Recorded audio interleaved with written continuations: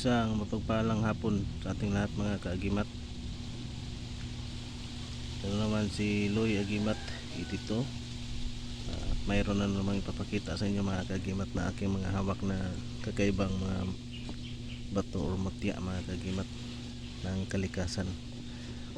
Itong mga bato na ito mga kaagimat ay hindi lang nakuha kung saan saan mga kaagimat. Ito ay nakuha ko sa bundok mga kaagimat. Sa tuwing kami ay magpasyal, punta doon manghunting ng mga kakaibang halamang gamot o mutya mga kaagimat. At sa hindi mo na ako mag-umpisa, maraming salamat sa walang sawang nakasubaybay sa aking munting channel. And big shout out talaga sa lahat na aking mga kapwa mutya hunters. Ang ipapakita ko mga kaagimat to ay yan mga kaagimat, yung mutya ng ipo-ipo mga kaagimat. Ipo-ipo ito mga kaagimat. Yan siya mga kaagimat. Yan. Ibang klase siya mga na pagka-ipo-ipo mga kaagimat. Oy. Sa hangin. At ito din mga kaagimat, pangil ng ipo-ipo. Ito mga kaagimat. Tingnan nyo yung ano mga kaagimat. Napaikot yan mga kaagimat. Ang kagandahan dito mga kaagimat yan, yung may mga ano siya mga kaagimat, yung parang guhit na paikot mga kaagimat. Parang pangil yan, ibang kulay mga kaagimat. Parang apat na kulay ata ito. Ito ay nakuha ko sa ano mga kaagimat, sa bundok. Yan mga kaagimat.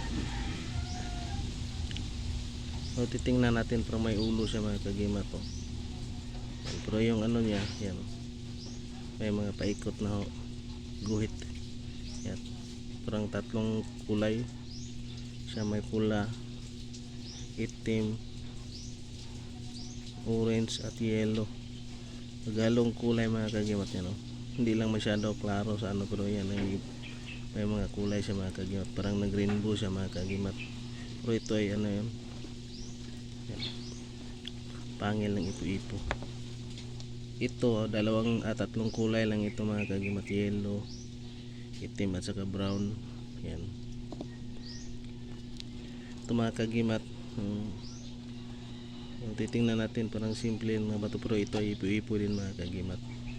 Nakuha ko ito na bato sa yung umiikot yung hangin mga kaagimat. Paglakas na yung ikot mga kaagimat, ito yung naiwan.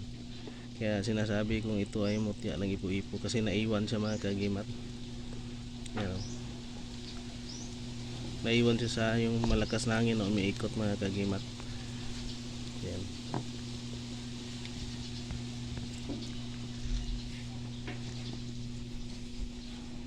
Yan mga kaagimat. Kaiba sa mga kaagimat. Apat din siya na kulay mga kaagimat. Yan,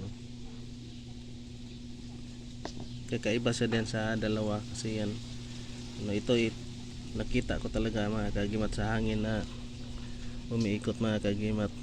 Tapos yung malakas na siya, biglang ito naiwan na bato. Tiningnan ko yung may bato naiwan. May istorya na sa bato na ito mga kaagimat, parang may round pa siya dito sa gitna mga kaagimat.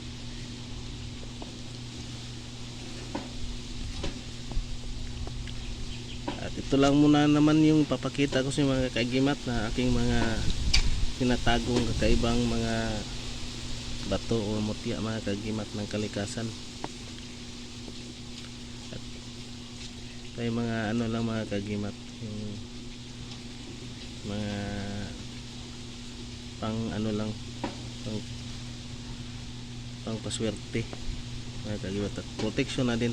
Basta yung hawak mo na mga bato ay totoo, yung ano talaga ng mga mutya.